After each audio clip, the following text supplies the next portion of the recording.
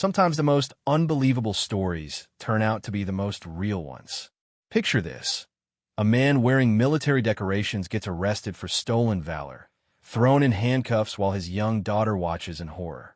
Everyone thinks he's just another fake trying to get respect he never earned. The police are certain. The prosecutors are confident. Even his neighbors whisper about the lying veteran down the street.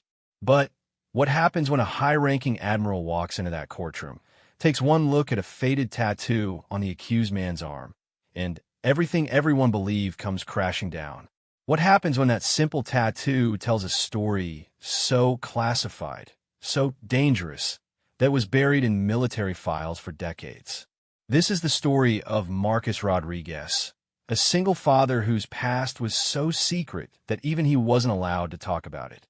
A man who chose silence over glory, who let the world think he was a fraud rather than reveal missions that could still get people killed. But sometimes the truth has a way of surfacing even when it's been buried under layers of national security and government denials. What you're about to read will challenge everything you think you know about heroes, sacrifice, and the price of serving your country in ways that can never be acknowledged. This isn't just a story about stolen valor. It's about stolen honor, stolen recognition, and a father who was willing to lose everything to protect secrets that weren't even his own. Marcus Rodriguez never expected that dropping his daughter off at school would lead to his arrest. The morning started like any other Tuesday in Phoenix, Arizona. He helped 8-year-old Sophia pack her backpack, made sure she had her lunch money, and drove her to Jefferson Elementary in his beat-up Honda Civic. The car had seen better days, but it ran, and that's all that mattered to a single dad working 2 jobs to make ends meet. Marcus had been wearing his Navy service uniform to work at the local Veterans Administration office, where he helped other veterans navigate the complex world of benefits and healthcare. It was a job that paid decent money and allowed him to use his military experience to help others who had served. The uniform wasn't required, but Marcus found that other veterans responded better when they could see he was one of them. After dropping Sophia off, Marcus stopped at the local coffee shop near the VA office. It was his routine, a small luxury he allowed himself each morning. The barista, Jenny, knew his order by heart: black coffee with 1 sugar. As he waited in line, Marcus noticed several people staring at him. This wasn't unusual. The uniform always drew attention, sometimes positive, sometimes not. But today felt different. The stares lingered longer. Whispers followed him as he moved through the line. When Jenny handed him his coffee, she looked uncomfortable and avoided eye contact. Marcus shrugged it off and headed to work, unaware that his world was about to collapse. The trouble started with a video. 3 days earlier, a local college student named Tyler Manning had posted a video on social media claiming to have exposed a fake Navy SEAL at a restaurant. The video showed Marcus from across the room, sitting alone at a table, wearing his uniform with various ribbons and decorations. Tyler's commentary was harsh and accusatory, claiming that Marcus was wearing decorations he hadn't earned and that he was dishonoring real veterans. The video went viral within hours.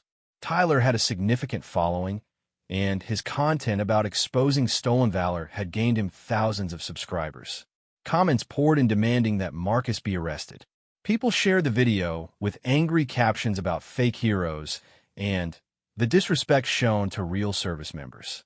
Local news stations picked up the story, and suddenly, Marcus Rodriguez became the face of stolen valor in Phoenix. What Tyler and his followers didn't know was the complexity of Marcus's situation. His military records were largely classified, sealed under national security protocols that had been in place for nearly 20 years. The decorations he wore weren't for show or to impress people at coffee shops. They were real, earned through missions that officially never happened, in places that didn't exist on any public map. Marcus had served with DevGru, commonly known as SEAL Team 6, but his specific unit's operations were so classified that even their existence was denied by the military. The tattoo on his left forearm, usually hidden under his uniform sleeve, bore the insignia of Task Force Blue, a unit that conducted operations so sensitive that its members were sworn to secrecy for life. The government had made it clear that discussing their missions, even decades later, would result in prosecution under the Espionage Act. When Marcus arrived at the VA office that morning, his supervisor, Janet Williams, was waiting with a grim expression. Two police officers stood beside her, along with a man in a suit who introduced himself as Detective Morrison. The conversation was brief and humiliating. "Mr. Rodriguez, we have reports that you're wearing military decorations you didn't earn," Detective Morrison said, his voice carrying the tone of someone who had already made up his mind about guilt. "We need you to come with us for questioning." Marcus knew this moment would come eventually. He had been careful, had tried to stay out of the spotlight, but in the age of social media and viral videos, anonymity was nearly impossible. His choice was simple but devastating: reveal classified information and risk prison for violating his oath, or remain silent and be branded a fraud. He chose silence. The arrest was conducted with unnecessary drama. Despite Marcus's cooperation, the officers insisted on handcuffs. News cameras had somehow been alerted and were waiting outside the VA office as Marcus was led to the police car. The images of a man in a Navy uniform being arrested for stolen valor spread across local and national news within hours. At the police station, Marcus sat in an interrogation room for 6 hours. Detective Morrison pressed him for details about his service, demanding proof of his decorations and assignments. Marcus provided what he could. His basic service record showed he had served in the Navy and had been honorably discharged. But the classified portions of his record were redacted or missing entirely. "Look, Rodriguez, we both know you're lying," Detective Morrison said during one particularly aggressive session. "Real SEALs don't work at VA offices making $30,000 a year. Real SEALs write books, do speaking tours, make money off their service. You're just some wannabe trying to get respect you never earned." Marcus remained quiet, knowing that anything he said would either be a lie or a violation of his security oath. The detective's words stung because they contained a grain of truth. Real SEALs, the ones whose service wasn't classified, often did capitalize on their experience. They became consultants, authors, television personalities. But Marcus's service existed in the shadows, acknowledged only by a handful of people with the highest security clearances. The legal system moved quickly. The district attorney, facing pressure from veterans groups and public outrage, filed charges within 48 hours. Marcus was accused of violating Arizona's stolen valor law, a felony that carried up to 3 years in prison. His bail was set at $50,000, an amount that might as well have been $50 million for a single father working at the VA. Marcus called his sister, Elena, from jail. She lived in California and hadn't spoken to him in months, but she was his emergency contact and the only family member who might be able to help with bail. "Marcus, what the hell is going on?" Elena demanded when she accepted the collect call. "I'm seeing your face on the news. They're saying you're some kind of fake soldier." "I can't explain it, Elena. Not over the phone, not anywhere. I just need you to trust me. I need help with bail, and I need someone to pick up Sophia from school. She's staying with Mrs. Martinez next door, but this is going to be hard for her." Elena had always known her brother was secretive about his military service. Unlike other veterans in their family, Marcus never talked about deployments, never shared war stories, never even mentioned where he had been stationed. She had assumed it was trauma, that he didn't want to relive difficult experiences. The possibility that his silence was legally mandated had never occurred to her. The local veterans community was split. Some defended Marcus, arguing that the system sometimes made it difficult for veterans to prove their service, especially those who had served in special operations. Others, influenced by the viral video and news coverage, demanded that he face the full consequences of his alleged fraud. Sophia Rodriguez, 8 years old, and suddenly thrust into a nightmare she couldn't understand, was picked up from school by Mrs. Martinez, their elderly neighbor. The other children had seen the news reports and asked cruel questions that Sophia couldn't answer. Her father had always been her hero, The man who worked hard to provide for her after her mother had died in a car accident 3 years earlier. Now the hero was in jail, and everyone was calling him a liar. Mrs. Martinez, a kind woman in her 70s who had known Marcus since he moved to the neighborhood, tried to explain the situation to Sophia without destroying her faith in her father. Sometimes adults make mistakes, Mija, and sometimes people don't understand the truth. Your papa is a good man. This will work out. But privately, Mrs. Martinez had doubts. She had always respected Marcus, had seen how hard he worked, and how much he loved his daughter. But the evidence seemed overwhelming. The news reports were detailed and damning. The video showed him wearing decorations that experts claimed he hadn't earned. How could so many people be wrong? The story dominated local news for days. Veterans groups organized protests demanding justice. Tyler Manning gave interviews positioning himself as a hero for exposing fraud. The narrative was simple and compelling. A fake veteran had been caught red-handed, and justice was being served. But in a secure office in the Pentagon, Admiral Sarah Chun was watching the news coverage with growing concern. She recognized the name Marcus Rodriguez from a list she kept locked in a safe, a list of men whose service could never be publicly acknowledged. As she watched footage of Marcus being arrested, she noticed something that made her blood run cold. In one brief moment, as Marcus was being led to the police car, his sleeve had ridden up, exposing a portion of his left forearm. Admiral Chun paused the video and enhanced the image on her computer screen. There, barely visible in the grainy footage, was the edge of a tattoo she recognized. A tattoo that only a handful of people were authorized to wear, marking membership in a unit so secret that its existence was denied at the highest levels of government. Admiral Chun reached for her secure phone. After 20 years of silence, it was time to make some very difficult calls. Marcus spent his first night in county jail in protective custody. Word had spread quickly among the inmates that he was accused of stolen valor, a crime that didn't sit well with the genuine veterans incarcerated there. The guards, many of whom were veterans themselves, made it clear that they believed he was guilty and that his safety couldn't be guaranteed in general population. Lying on the thin mattress in his cell, staring at the concrete ceiling, Marcus thought about Sophia. She would be confused and scared, wondering why her father had been taken away.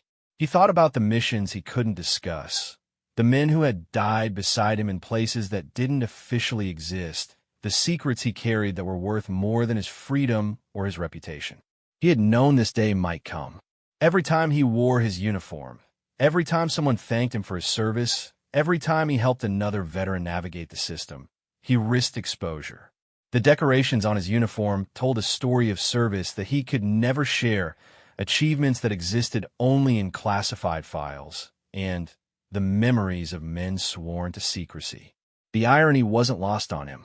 He was being prosecuted for wearing decorations he had legitimately earned, while men who had actually committed stolen valor walked free, because they were smart enough to claim service that could be easily verified.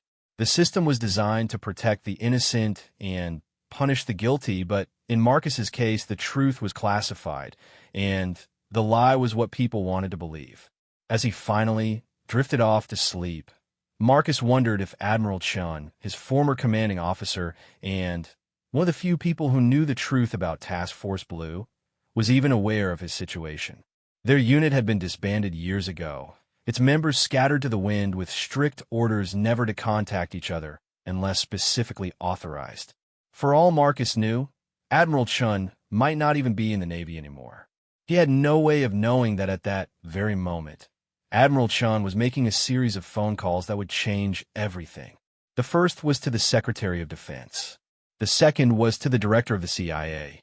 The third was to a Judge Advocate General who specialized in cases involving classified military operations.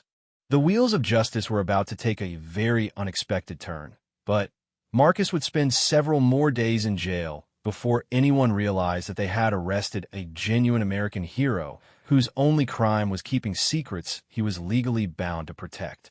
The next morning brought a new wave of media attention.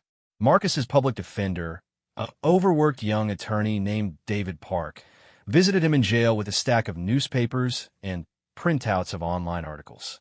The story had gone national, picked up by major news networks and social media influencers who specialized in military-related content. "Mr. Rodriguez, I have to be honest with you," David said, spreading the articles across the small table in the consultation room. "The evidence against you looks overwhelming. Multiple experts have analyzed your decorations and claim they don't match your service record. The prosecution has a strong case, and public opinion is heavily against you." David was fresh out of law school and had been assigned to the case because he was the only public defender available when Marcus was arrested. He had no experience with military law or classified information cases. His approach was straightforward: negotiate a plea deal to minimize jail time and move on. "The district attorney is offering a deal," David continued. "Plead guilty to a misdemeanor charge of false representation, pay a fine, do community service, and this goes away. You'll avoid prison time and can get back to your daughter." Marcus looked at the young attorney and saw someone who meant well, but had no understanding of the complexities involved. How could he explain that pleading guilty would be admitting to a crime he hadn't committed? How could he make David understand that the truth was locked away in government files that might never see the light of day? "I appreciate the offer, Mr. Park, but I can't plead guilty to something I didn't do. Those decorations are legitimate. I earned them through service that I can't discuss due to national security restrictions." David sighed and rubbed his temples. "Mr. Rodriguez, I understand you want to maintain your innocence, but we need to be realistic here. You have no documentation to support your claims. Your service record shows standard Navy service, nothing that would justify the decorations you were wearing. Unless you can produce evidence of special operations service, we're fighting an uphill battle." The conversation was interrupted by a knock on the door. A guard entered and informed them that Marcus had a visitor who claimed to have urgent legal information. David looked confused, as he hadn't been expecting anyone, but he followed the guard to see who was requesting to speak with his client. In the visitor's room sat a woman in her 50s wearing a Navy dress uniform with Admiral stripes. Admiral Sarah Chun looked exactly as Marcus remembered her, though perhaps a bit grayer around the temples. Her presence in a county jail in Phoenix, Arizona, was so unexpected that Marcus wondered if he was hallucinating. "Hello, Marcus," Admiral Chun said quietly, her voice carrying the same authority he remembered from their classified briefings 20 years earlier. "I apologize for the delay, but it took some time to get authorization for this visit." David Park stood frozen, unsure whether he should stay or leave. He had never dealt with a case involving active-duty military officers, especially one of such high rank. Admiral Chun solved his dilemma by addressing him directly. "Mr. Park, I assume you're Mr. Rodriguez's legal counsel. What I'm about to discuss with you both is classified, but you'll need to understand the situation to properly represent your client. Are you willing to sign a national security non-disclosure agreement?" The next hour would change everything David thought he knew about his client and the case he was defending. Admiral Chun produced documents that had been declassified just that morning, emergency authorizations that allowed her to reveal information that had been hidden for 2 decades. The story she told was one of heroism, sacrifice, and operations that had shaped the course of American foreign policy in ways that could never be publicly acknowledged. Task Force Blue had been created in the aftermath of September 11th to conduct operations that were too sensitive for traditional Special Forces units. Their missions took them to places that didn't exist on any official map, to eliminate threats that the government couldn't acknowledge existed. Marcus Rodriguez hadn't just been a member of this unit. He had been one of its most decorated operators, a man whose actions had literally saved American lives and prevented terrorist attacks that could have killed thousands. The decorations he wore weren't stolen. They were earned in the shadows, awarded in ceremonies that never happened, for missions that officially never took place. Every ribbon on his uniform represented a piece of his soul that he had sacrificed for his country, and until today, he had never been allowed to explain that sacrifice to anyone. The conference room at the Phoenix Police Department had never hosted a meeting quite like this one. Admiral Chun sat at the head of the table, flanked by two men in dark suits who had introduced themselves only as representatives from the Department of Defense. Across from them sat Detective Morrison, his supervisor Captain Williams, the District Attorney Maria Santos, and Marcus's public defender David Park. David felt completely out of his depth. 24 hours earlier, he had been convinced his client was guilty of a straightforward case of stolen valor. Now he was sitting in a room with Pentagon officials discussing classified military operations that apparently involved his client saving American lives in ways that couldn't be publicly acknowledged. Gentlemen, what I'm about to tell you cannot leave this room. Admiral Chin began, her voice carrying the weight of authority earned through decades of military service. Marcus Rodriguez served with distinction in Task Force Blue, a joint special operations unit that conducted highly classified missions between 2003 and 2007. The nature of these missions required that all personnel maintain absolute secrecy about their service, even decades after the fact. Detective Morrison shifted uncomfortably in his chair. For the past week, he had been certain he was dealing with a simple case of a man trying to gain respect through false military credentials.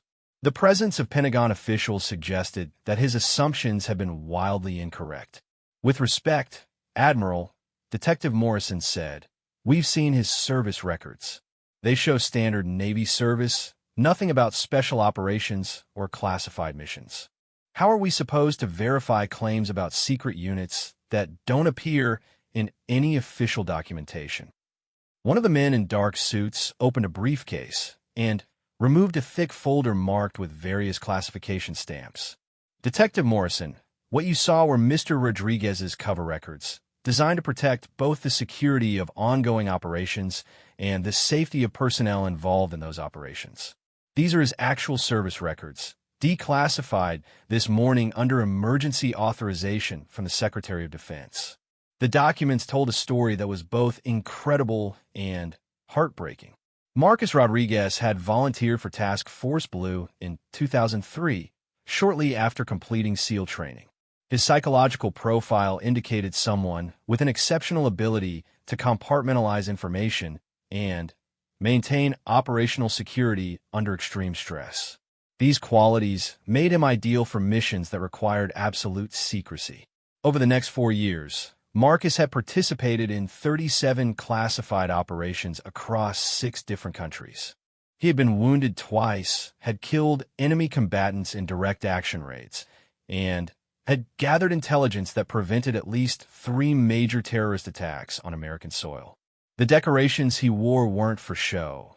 They represented a level of heroism that most people would never comprehend. District Attorney Maria Santos examined the documents with growing concern. She was an experienced prosecutor who prided herself on thorough case preparation, but nothing in her career had prepared her for this situation. The evidence she had built her case on was suddenly revealed to be incomplete and misleading. "Admiral Chun, why wasn't this information available when we requested Mr. Rodriguez's military records?" Maria asked. "Our office followed standard procedures for verifying military service, and nothing indicated that his records were incomplete or classified. Because the security protocols were designed to prevent exactly that kind of verification," Admiral Chin replied. Task Force Blue members were given cover identities and service records that would withstand routine scrutiny.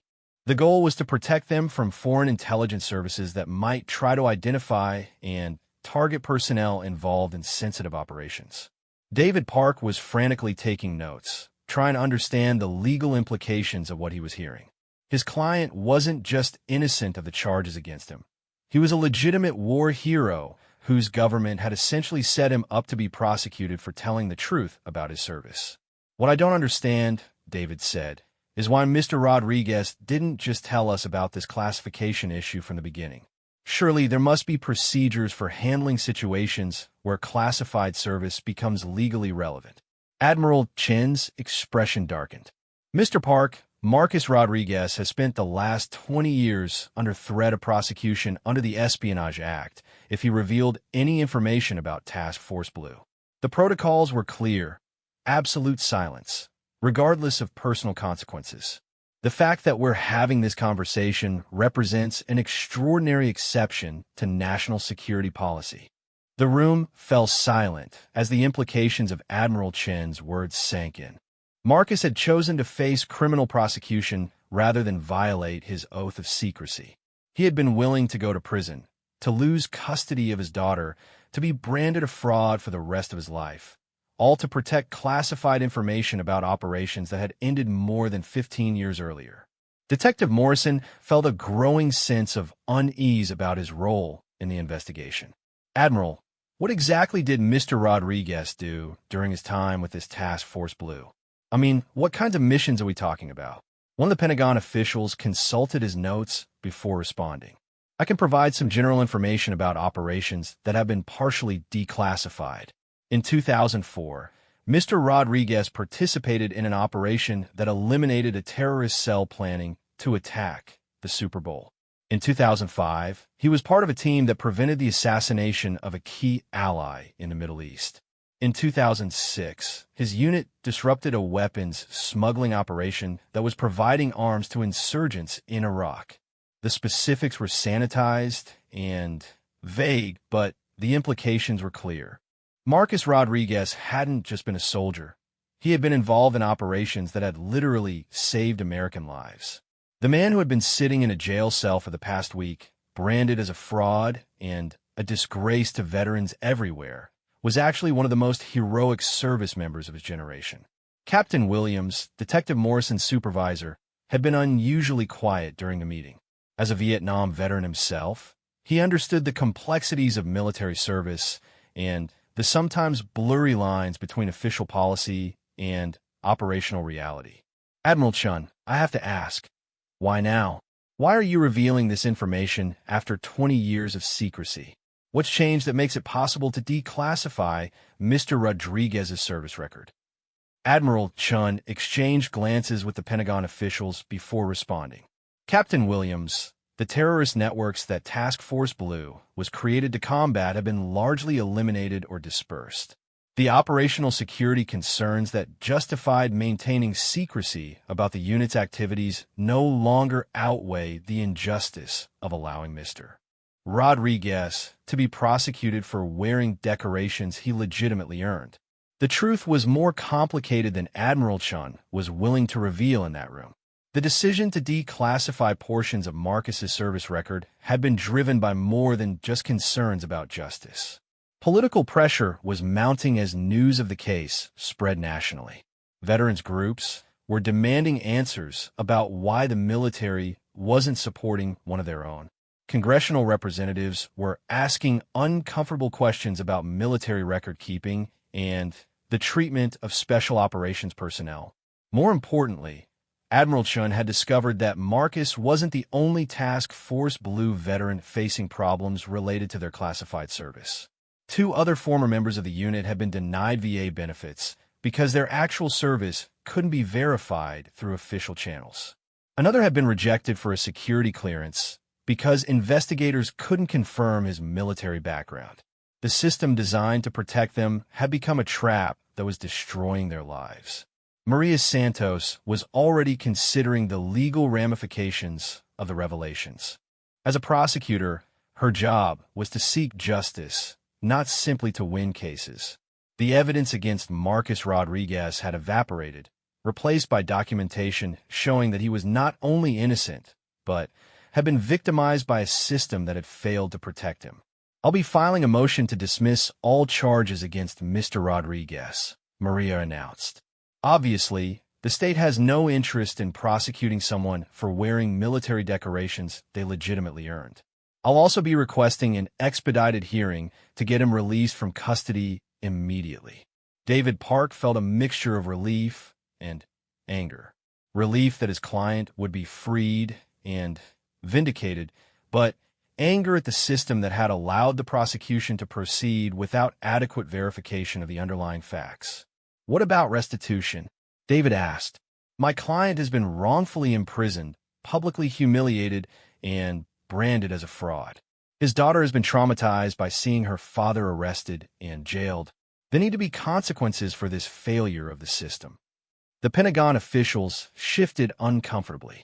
The government's liability in the case was significant and potentially embarrassing.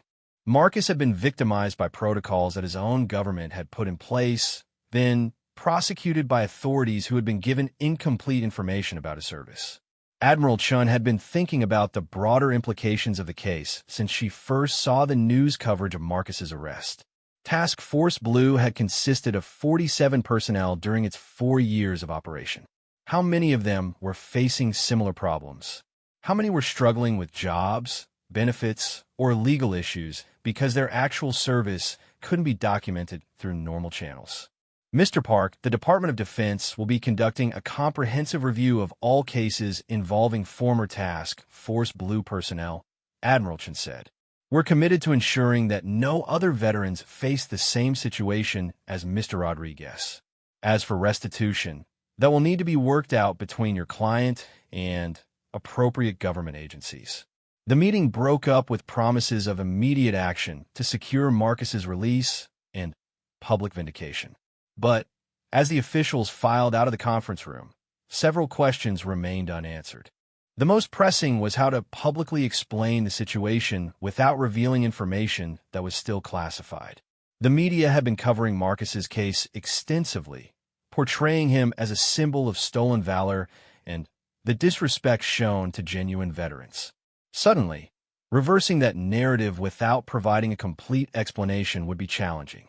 The government needed to vindicate Marcus without revealing operational details about Task Force Blue or the specific missions he had undertaken.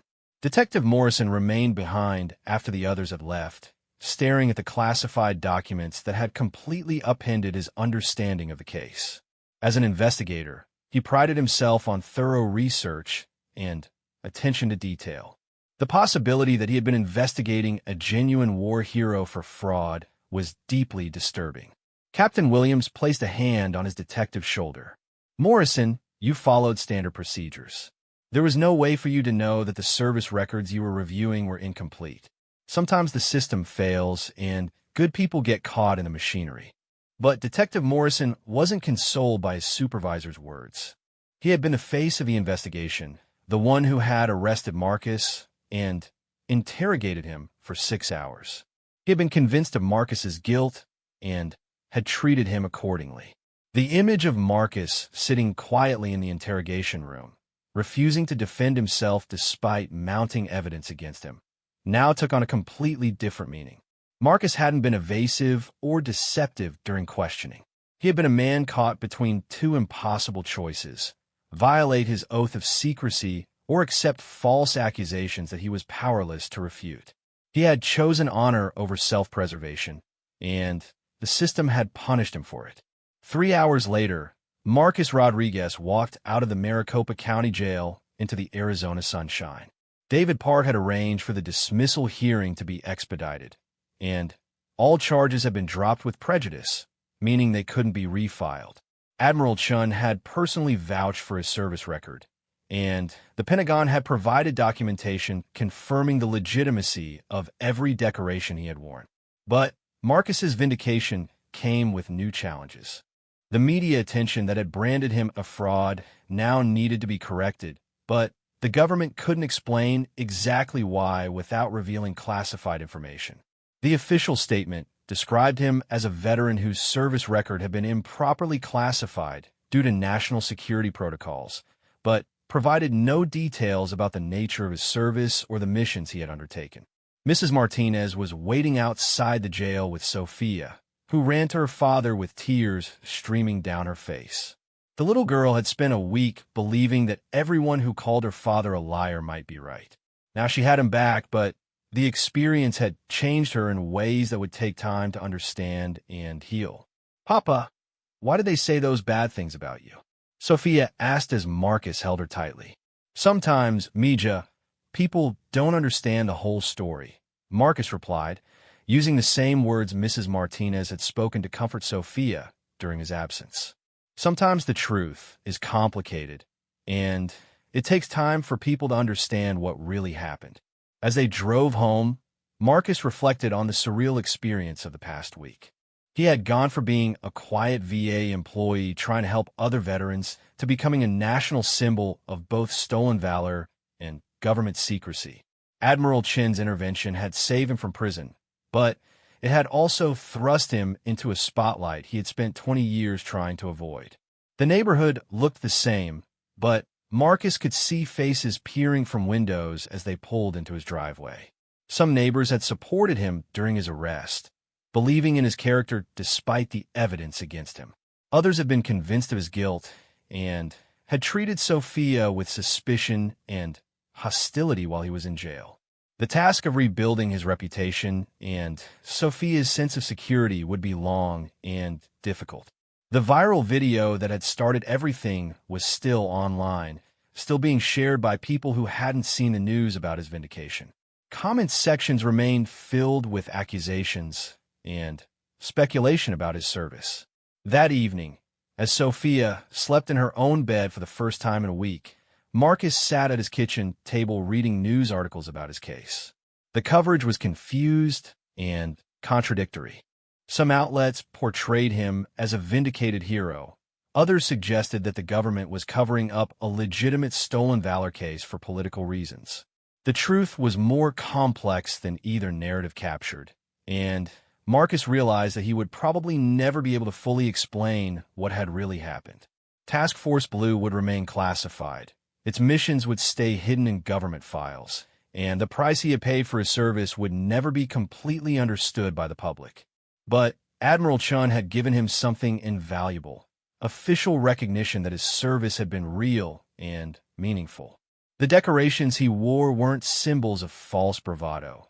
They were acknowledgments of sacrifices that had mattered, even if they could never be fully revealed. As Marcus turned off the lights and checked on Sophia one more time before bed, he wondered what the next chapter of their lives would bring. The secret that had defined his adult life was no longer completely secret, but it wasn't completely revealed either. He existed in a strange middle ground between recognition and anonymity, between vindication and ongoing mystery. Tomorrow would bring new challenges. Returning to work at the VA office, facing neighbors and colleagues who had seen him arrested, helping Sophia process the trauma of the past week. But tonight, for the first time in days, Marcus Rodriguez slept peacefully, knowing that his honor had been restored and that at least one person in the government finally understood the price he had paid for keeping secrets that weren't even his own. 6 months after Marcus Rodriguez walked out of jail, the ripple effects of his case continued to spread through the military and veteran communities in ways no one had anticipated. What had started as a simple stolen valor prosecution had exposed fundamental flaws in how the government handled classified military service and the veterans who had sacrificed their recognition for national security. The first major change came in the form of a Pentagon directive creating the Special Operations Service Recognition Board, a classified panel tasked with reviewing cases of veterans whose service couldn't be verified through normal channels. Marcus had been appointed as a civilian advisor to the board, helping to identify other former Task Force Blue members who might be facing similar problems. The work was emotionally difficult for Marcus. Each case file represented a person whose heroism had been buried under layers of classification and secrecy. Many of these veterans had struggled with employment, benefits, and personal relationships because they couldn't explain or document their actual military service. Some had developed serious mental health problems, isolated by their inability to share their experiences with therapists or support groups. One case particularly haunted Marcus. James Patterson, a former Task Force Blue demolitions expert, had been homeless for 3 years after being denied VA benefits. His service record showed only that he had been a Navy electrician, with no indication of his special operations background or the injuries he had sustained during classified missions. When VA doctors couldn't find documentation of combat service, they had concluded that his PTSD symptoms were not service-connected. Marcus found James living under a bridge in Seattle, drinking heavily and struggling with flashbacks from missions that officially never happened. The reunion was emotional and complicated. James had seen news coverage of Marcus's arrest and vindication, but hadn't believed it was real. In his experience, the government never admitted mistakes, never acknowledged the sacrifices of people like them. Rodriguez, they really let you go free? James asked when Marcus approached him at the homeless camp where he had been living. I figured they'd find some way to bury you, keep the whole thing quiet. Marcus sat down beside his former teammate, noting how much James had aged in the years since Task Force Blue disbanded. The man who had once defused improvised explosive devices under enemy fire now struggled to maintain eye contact and keep his hand from shaking. It's real, James. Admiral Chun declassified parts of our service record. Not everything, but enough to prove we were legitimate. There's help available now. Benefits you should have been getting all along. The process of getting James reconnected with proper VA care and benefits took months of bureaucratic navigation. Marcus accompanied him to appointments, helped fill out forms, and vouched for his service when skeptical administrators questioned his claims. The experience gave Marcus a new appreciation for how many veterans might be struggling with similar issues. Meanwhile, the legal aftermath of Marcus's case was creating problems for several people involved in his prosecution. Tyler Manning, the college student whose viral video had started everything, faced a civil lawsuit for defamation. Marcus's attorney had initially been reluctant to pursue legal action, but the damage to Marcus's reputation had been so severe that some form of accountability seemed necessary. Tyler's defense was that he had been acting in good faith based on publicly available information. His research into Marcus's service record had followed standard procedures used by other stolen valor investigators. The problem was that the system had been designed to hide Marcus's actual service, making Tyler's conclusions seemingly logical, but ultimately wrong. The lawsuit raised interesting questions about responsibility in the age of viral social media content. Tyler had presented himself as an expert in military affairs and had built a following based on exposing fraud. But his investigation techniques, while commonly used, hadn't been adequate for dealing with the complexities of classified military service. During his deposition, Tyler showed genuine remorse for his role in Marcus's persecution. I never intended to hurt someone who had actually served, Tyler testified. I thought I was protecting real veterans from people who were stealing their honor. If I had known about the classified service issue, I never would have made that video. But the damage had been difficult to undo. Even after Marcus's vindication, conspiracy theories persisted online. Some people claimed that the government had fabricated the classified service story to cover up a legitimate stolen valor case. Others suggested that Marcus was part of some deeper conspiracy involving government black operations. Detective Morrison had taken early retirement 6 months after Marcus's release, unable to cope with the guilt of having arrested a genuine war hero. In his final report on the case, he recommended comprehensive changes to how law enforcement agencies handle stolen valor investigations, particularly regarding the verification of military service records. Standard database searches are insufficient for veterans who served in special operations or classified programs. Morrison wrote, law enforcement agencies need direct communication channels with Pentagon officials who can verify service that doesn't appear in normal records. No veteran should face prosecution based on incomplete information. The Phoenix Police Department implemented new protocols based on Morrison's recommendations, requiring consultation with military officials before making arrests in stolen valor cases. Several other police departments across the country adopted similar procedures after learning about the Rodriguez case. District Attorney Maria Santos used the case as an example in her campaign for re-election, emphasizing her commitment to seeking justice rather than simply pursuing convictions. But privately, she was troubled by how close her office had come to sending an innocent man to prison. The case had highlighted the dangers of prosecuting cases without access to complete information. Admiral Chin's role in Marcus's vindication had enhanced her reputation within the Pentagon, but it had also created new responsibilities. She was now leading a comprehensive review of how the military handled classified service records and the veterans who carried those secrets. The review had uncovered dozens of cases similar to Marcus's, spanning multiple conflicts and classified programs. The most significant discovery was that the protocols designed to protect operational security had systematically created a class of veterans who couldn't access the benefits and recognition they deserved. Men and women who had risked their lives in the most dangerous missions their country had ever undertaken were being denied basic services because their heroism was too sensitive to acknowledge.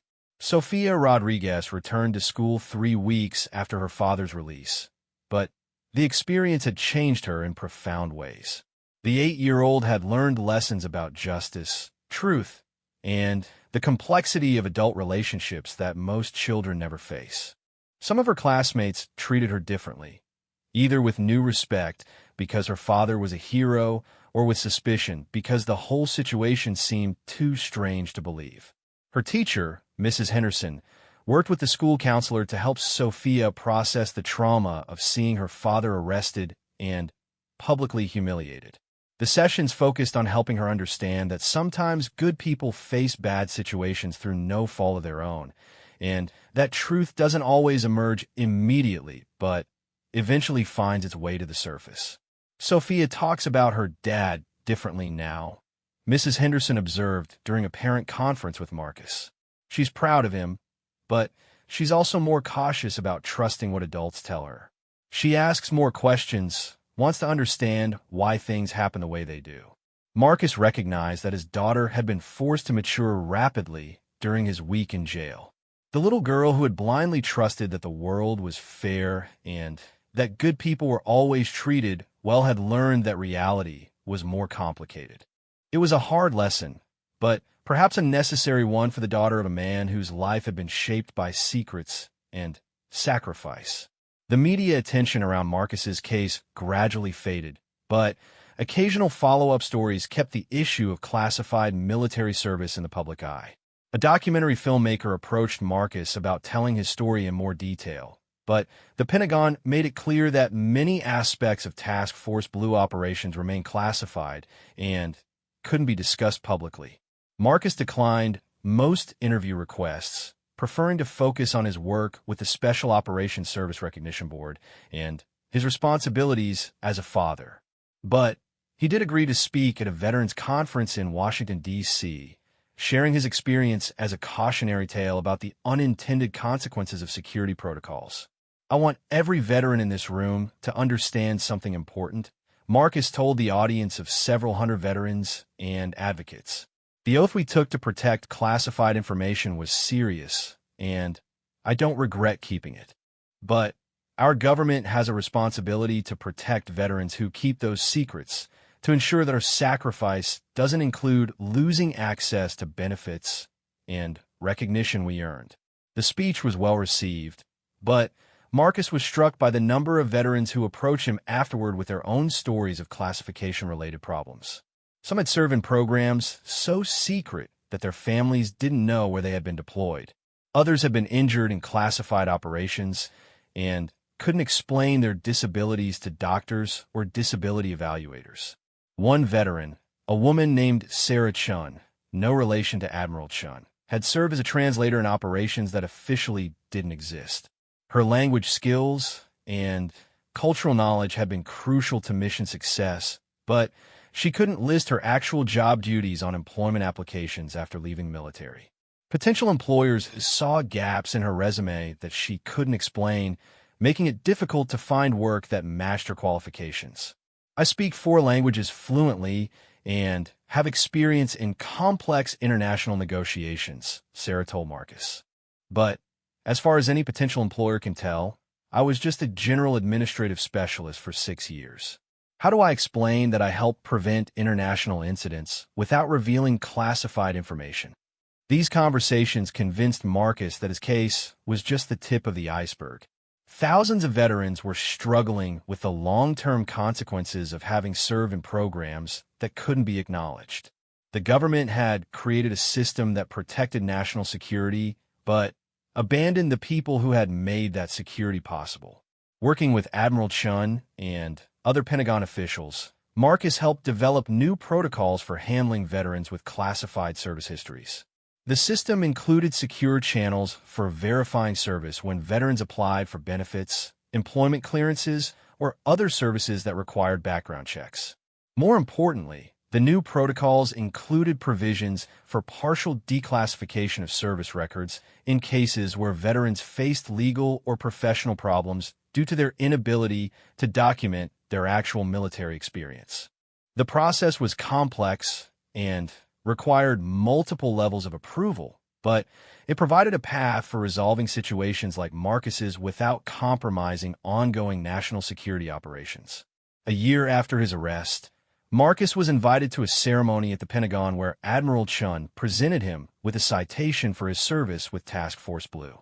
The ceremony was closed to the media and attended only by family members and Pentagon officials, but for Marcus, it represented the recognition he had never expected to receive.